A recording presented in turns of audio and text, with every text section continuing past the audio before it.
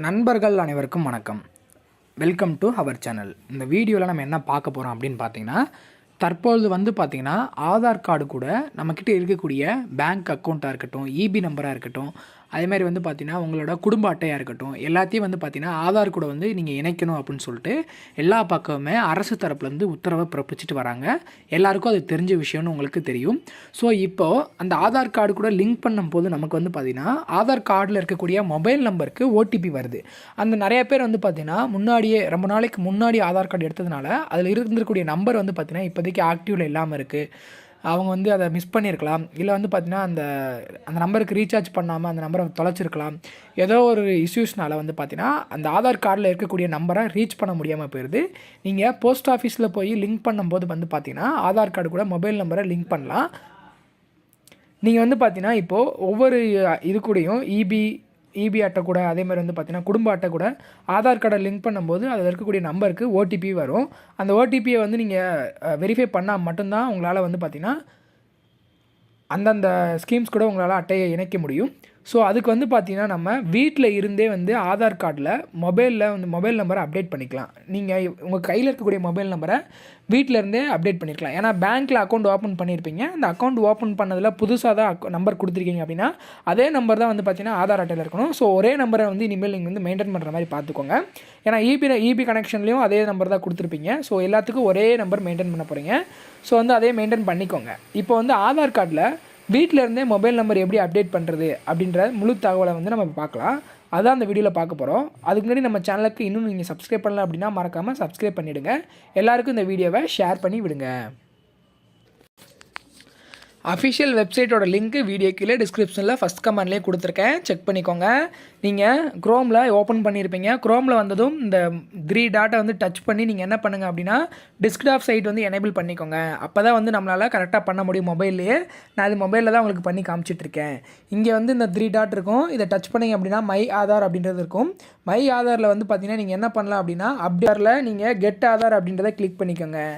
அந்த கெட் ஆதார் அப்படின்றத கொடுத்தீங்கன்னா அப்படின்னா ஃபஸ்ட் எடுத்தனே பார்த்தீங்கன்னா உங்களுக்கு லொக்கேட் ஆன் என்ரோல்மெண்ட் சென்டர் அப்படின்னு இருக்கும். பக்கத்தில் இருக்க என்ரோல்மெண்ட் சென்டர் நீங்கள் லொக்கேட் பண்ணிக்கலாம்.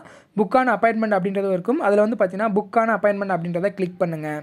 கிளிக் பண்ணினே கொஞ்சம் லோட் ஆகும். ஏன்னா சர்வர் கொஞ்சம் பிரச்சனையாக தான் இருக்கும்.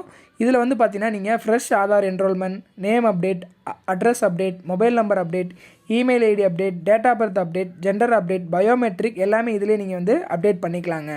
இதில் கீழே பார்த்தீங்கன்னா ப்ரொசீட் டு புக் அப்பாயின்மெண்ட் அப்படின்றத கிளிக் பண்ணிங்க அப்படின்னா அடுத்த ஒரு பேஜ் ஓப்பன் ஆகும். கொஞ்சம் வெயிட் பண்ணுங்கள். இந்த மாதிரி தான் உங்களுக்கு வரும். ஃபஸ்ட்டு நீங்கள் இந்தியன் ரெசிடென்ட் அப்படின்றது இருக்கும். மொபைல் நம்பர் கொடுத்துக்கோங்க. ஏன்னா மொபைல் நம்பர் தான் நம்ம பார்த்தீங்கன்னா என்ன நம்பர் இருக்கோ அந்த நம்பரை நீங்கள் இங்கே போட்டுட்டு ஃபர்தராக பார்த்தீங்கன்னா இங்கே ஒரு கேப்ச்சா இருக்குது இல்லையா, அந்த கேப்ச்சாவை நீங்கள் ஃபுல்லாக கரெக்டாக டைப் பண்ணிவிட்டு சென்ட் ஓடிபி கொடுத்தீங்கன்னா உங்கள் மொபைல் நம்பருக்கு ஒரு ஓடிபி வருங்க.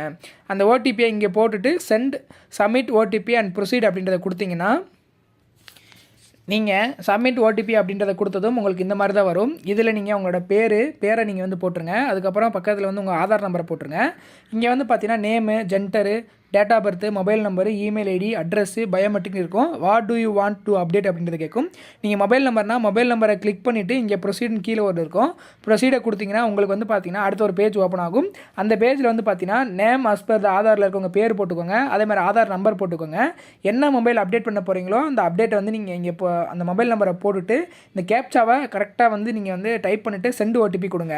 ஓடிபி கொடுத்ததுமே இங்கே ஓடிபி போடுறதுக்கு ஒரு பாக்ஸ் ஓப்பன் ஆகும். அந்த பாக்ஸில் போட்டதுக்கப்புறம் சேவ் அண்ட் ப்ரொசீட் அப்படின்றத கொடுத்துட்டிங்கன்னா ஒரு அப்ளிகேஷன் ஹேஸ் பீன் சப்மிட்டட் அப்படின்ற மாதிரி காட்டும். இதுக்கப்புறம் பார்த்தீங்கன்னா புக் அப்பாயின்மெண்ட் அப்படின்றது ஒரு ஆப்ஷன் இருக்கும். அந்த புக் அப்பாயின்மெண்ட்டை கிளிக் பண்ணிங்க அப்படின்னா நீங்கள் எந்த ஏரியாவில் இருக்கீங்க, இப்போ மதுரையில் இருக்கீங்கன்னா மதுரையை கிளிக் பண்ணிங்கன்னா அங்கே ஒரு அப்பாயின்மெண்ட் எந்த அப்பாயின்மெண்ட் ஃப்ரீயாக இருக்கும் அந்த அப்பாயின்மெண்ட்டை காட்டும். அதை கிளிக் பண்ணி முடிச்சிட்டிங்கன்னா உங்களுக்கு பார்த்தீங்கன்னா 72 ஹவர்ஸில் பார்த்தீங்கன்னா உங்களுக்கு மொபைல் நம்பர் அப்டேட் ஆகிடும். இதுக்கு பார்த்தீங்கன்னா 50 ரூபா மட்டும் தான் சார்ஜ் பண்ணுவாங்க. அதையும் பார்த்தீங்கன்னா நீங்கள் டேரெக்டாகவே ஆன்லைன்லேயே பே பண்ணிக்கலாம். ஸோ வீட்டில் இருந்தே மொபைல் நம்பரை எப்படி அப்டேட் பண்ணுறது அப்படின்ற இந்த வீடியோ ரொம்ப யூஸ்ஃபுல்லாக இருக்கும் அப்படின்ற மாதிரி நம்புகிறேன். யூஸ்ஃபுல்லாக இருந்ததுன்னா மறக்காமல் நம்ம சேனலுக்கு சப்ஸ்கிரைப் பண்ணிக்கோங்க. முடிஞ்ச அளவுக்கு இந்த வீடியோவை எல்லாருக்கும் சீக்கிரமாக சென்றடை மாதிரி ஷேர் பண்ணி விடுங்க. ஏன்னா இபி கனெக்ஷனை பார்த்தீங்கன்னா ஆதார் நம்பர் கூட இணைக்கணும் அப்படின்னு நிறைய பேர் சொல்லிட்டு இருக்காங்க. அதுக்கு பார்த்தீங்கன்னா ஆதார் கார்டில் இருக்கக்கூடிய நம்பரும் இபி கனெக்ஷனில் இருக்கக்கூடிய நம்பரும் சேமாக இருக்கணும் அப்படின்னும் அப்படி இருந்தால் தான் இணைக்க முடியுது அப்படின்னு நிறைய பேர் சொல்கிறாங்க. ஸோ அதை பற்றின அடுத்தடுத்த வீடியோவில் உங்களுக்கு தொடர்ந்து சொல்கிறேன். நம்ம சேனலை தொடர்ந்து ஃபாலோ பண்ணிட்டே வாங்க. தேங்க்யூ.